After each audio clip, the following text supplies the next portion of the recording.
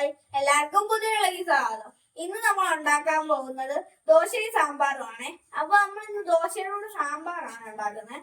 അപ്പൊ നമ്മൾ ഈ സാമ്പാർ നമ്മൾ 5 മിനിറ്റ് കൊണ്ട് പെട്ടെന്ന് ഉണ്ടാക്കി എടുക്കുവാണ്.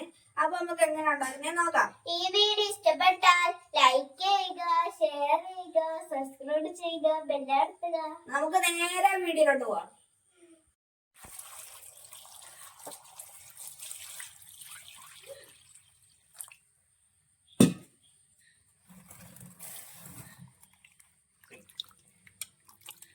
നമുക്ക് പരിപ്പ് ഉള്ളി കൂടുതലുള്ള ഒരു സാമ്പാറാണ്. ഉള്ളി സാമ്പാർ എന്ന് പറയാൻ പറ്റത്തില്ല, കാരണം നമ്മൾ മറ്റു വെജിറ്റബിൾസും കൂടി ചേർത്തിട്ടുണ്ട്.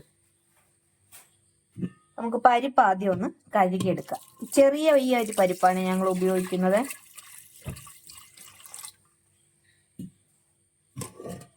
പരിപ്പ് കഴുകിയതിലേക്ക് നമ്മൾ അരിഞ്ഞു വെച്ചിരിക്കുന്ന വെജിറ്റബിൾസ് ചേർത്ത് ഒന്ന് വേവിച്ചെടുക്കുവാണേ. ഇവിടെ ഇനി പച്ചമുളക് കൂടി നമ്മൾ അരിഞ്ഞിടും.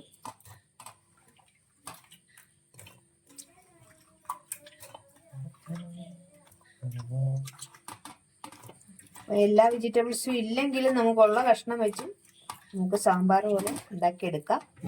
നല്ല രുചിയാണ്. അധികം കഷ്ണം ചേരാത്തതാണ് സാമ്പാറിന് ടേസ്റ്റ് എന്നാണ് എൻ്റെ ഒരു അഭിപ്രായം. നമുക്കതിലേക്ക് ആവശ്യത്തിനുള്ള വെള്ളം ഒഴിക്കാം. അരിഞ്ഞേർക്കാം.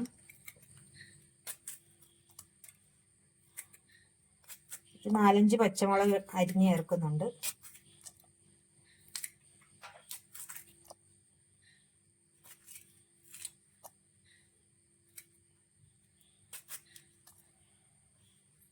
നമുക്ക് കഷ്ണത്തിന് ആവശ്യത്തിനുള്ള ഉപ്പ് ചേർത്ത് കൊടുക്കാം. ഇതിലേക്ക് നമുക്ക് മഞ്ഞൾപ്പൊടി ചേർത്ത് കൊടുക്കാം. അടുത്ത നമ്മൾ ചേർക്കുന്നത് ഈ കായമാണ്. കട്ടക്കായമാണ്. നമ്മൾ സാമ്പാർ പൊടിയിടകത്ത് കായം ഉണ്ട്. കായം കണ്ടോ, ഇത് കട്ടക്കായോ. ഇനി ഇത് അരിഞ്ഞ് ചേർക്കുവാണേ. സാമ്പാർ പൊടിയിടകത്ത് കായം ഉണ്ടെങ്കിലും നമ്മൾ കുറച്ച് കഷ്ണം വേവിക്കുമ്പോൾ ഇടുന്നത് നല്ല ടേസ്റ്റാണ്. നമ്മളിത് ഒരു ചെറിയ കഷ്ണം കായം ഇട്ടിട്ടുണ്ട്. ഇനി ഇത് നമുക്ക് അടച്ചു വെച്ച് വേവിക്കാം.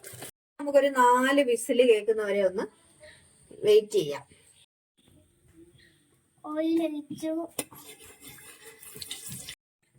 നമുക്ക് നേരത്തെ കടുക് താളിക്കാം.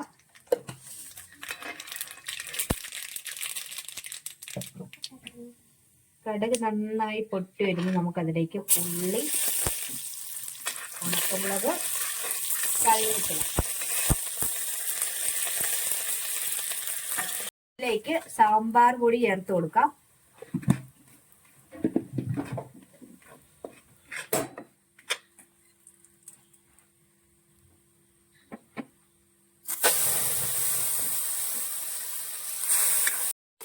നന്നായിട്ടൊന്ന് മൂപ്പിക്കാം. നമ്മൾ ഈ വേവിച്ച കഷ്ണത്തിൽ തന്നെ വെള്ളം ചേർത്താണ് നമ്മൾ മൂപ്പിച്ചെടുക്കുന്നത്.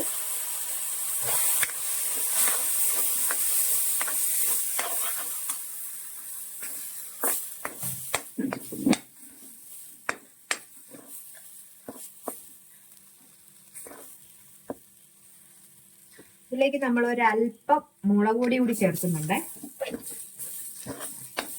സാമ്പാറിനൊരു റെഡിഷ് കളർ കിട്ടാൻ വേണ്ടിയിട്ടാണ്. ഇത് നന്നായിട്ട് നമുക്കൊന്ന് മൂപ്പിച്ചതിന് ശേഷം നമുക്കതിലേക്ക് അല്പം വെള്ളം ചേർത്തെടുക്കാം.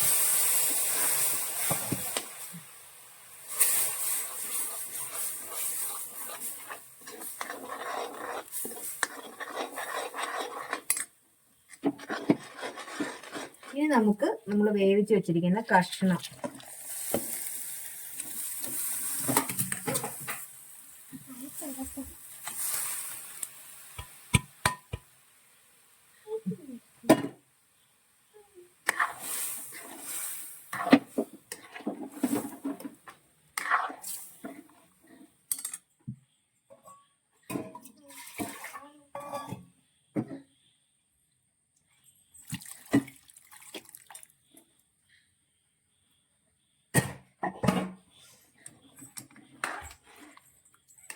നമ്മൾ തക്കാളിയൊക്കെ കൂടുതൽ ഇട്ടിട്ടുണ്ട്.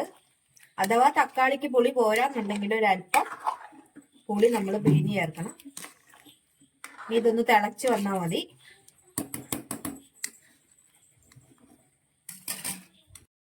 ഇനി നമുക്ക് സാമ്പാറിന്റെ കൂടത്തിൽ ദോശയും കൂടി ഉണ്ടാക്കാം. ഇത്തിരി വലുപ്പത്തിൽ തന്നെ ആയിക്കോട്ടെ ദോശ.